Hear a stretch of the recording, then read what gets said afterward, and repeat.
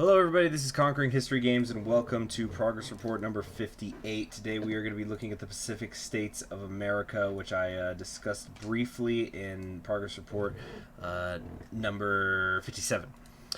So first thing is the Pacific States of America are only going to break up if MacArthur seizes control of the government one way or the other. And then you're going to choose between Hiram Johnson, John Arthur Gilady, and Frank Mirman, who's the one who usually takes over, to lead the government. After that happens, there's going to be all sorts of chaos in the country, and you are going to be launched into what is now a four-way civil war. So here is your military, navy, and air focus tree. It's all pretty much the same, although I was noticing here they have this expand Marine Corps thing here. I don't know if this means you're going to get more special forces or what, and there's here Columbia, Gem of the Ocean. Also, I was noticing you got Women's Land Army here, Women's Army Corps. So that's kind of interesting. You have the mountain training, so I'm going to guess this is going to maybe give you some bonuses when you're fighting in the Rockies or something. Well, mountains. The Rockies are mountains. And just like the United States, there is no specific focus that seems to be sending you down a certain land doctrine, be it superior firepower, mobile warfare, or whatever. Now, this is a really cool new mechanic. I am a big fan of this decision on the part of the Kaiserreich development teams. When the Civil War has come down to the Pacific States of America and one other faction, so it could be the Pacific States, the American Union State, or this scenario, whatever, you get an option to do what is called the Rocky Mountain Ceasefire, in which you and whichever of the three main factions survived in the East will divide the country here at the Rockies. Of course, this doesn't make either side happy because both of them see themselves as a legitimate government, and that really is the main gimmick of the Pacific States of America. They consider themselves to be the last bastion of American democracy. Their decisions are based on that premise. But you will have a ceasefire, and this will allow both of you to unlock internal political decisions. It will be considered that the American Civil War is over as far as Reconstruction purposes go, and you will both be allowed then to get involved in foreign affairs.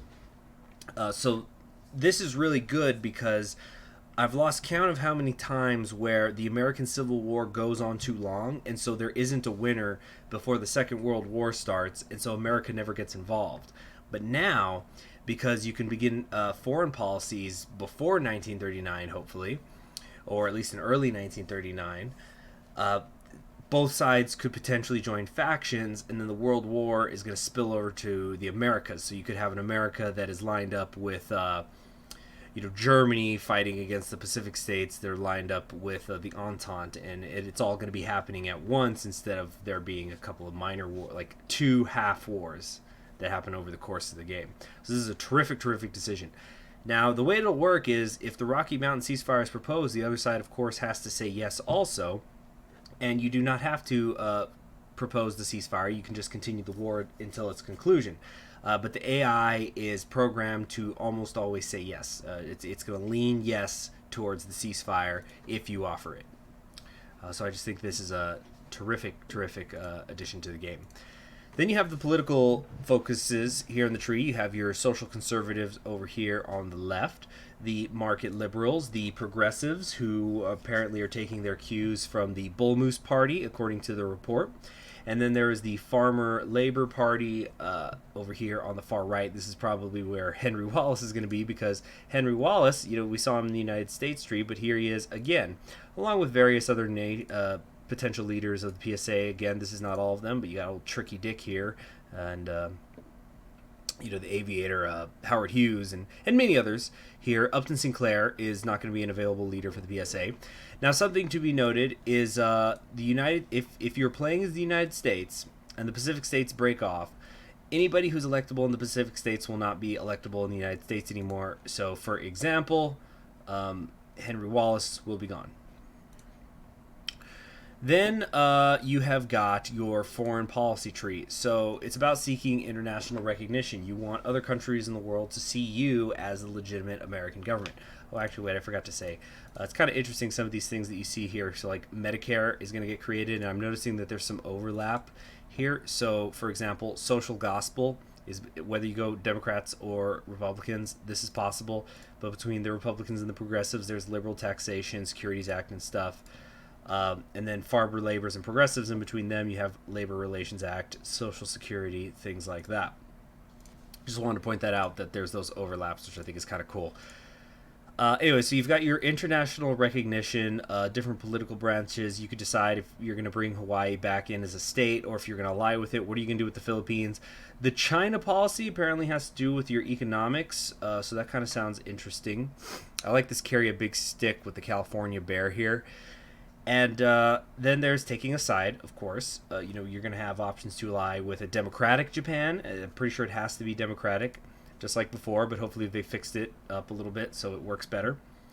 Because I thought that was the Pacific State's biggest weakness, is it was almost impossible to ally with Japan if you didn't have the Pacific sub-mod. And then there's the Rainbow War plans, which are very similar to the American ones, where you're going to decide on who to attack. However, if the United States has not been unified when you take the Rainbow War plans focus, it will instead be plans not for Japan or Germany or whatever. They will be plans for unifying the rest of the states that you have not unified yet. So you probably want to unify it before you take that. And then this is the full tree. Also, because as we all know, it's a little weird when, as the Pacific States, you made it all the way to Washington, D.C. and you win, and you were still called the Pacific States, and then you would get that pop-up saying, so are we the Pacific Atlantic States? It is now going to be a cosmetic tag change, so it sounds similar to Transmur turning into the Russian Far East Republic and then turning into the Russian Republic, but they still get to keep their focus tree. So you're not going to have that issue anymore, hopefully, where you win the Civil War as the Pacific States, and then you turn into the United States, and MacArthur's in charge, and you still have the Great Depression, and all this other horrible stuff.